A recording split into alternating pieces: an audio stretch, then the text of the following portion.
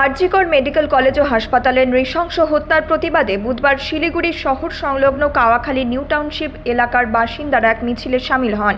প্রায় 150 জন মহিলা এতে অংশগ্রহণ করেন। রাত 8টা থেকে 10টা পর্যন্ত নিউ টাউনশিপ 100 ফুট মোড় থেকে শুরু হয়ে টাউনশিপ ও বিধানপল্লী এলাকায় প্রায় 2.5 কিলোমিটার পথ ঘুরে আবার টাউনশিপ 100 ফুট মোড়ে এসে শেষ হয় এই মিছিল। নির্যাতিতা তরুণী চিকিৎসক যাতে সুবিচার পান মোমবাতি জ্বালিয়ে সে প্রার্থনা করেন এদিকে মিছিলে অংশগ্রহণকারীরা। Justice! Justice! We want justice!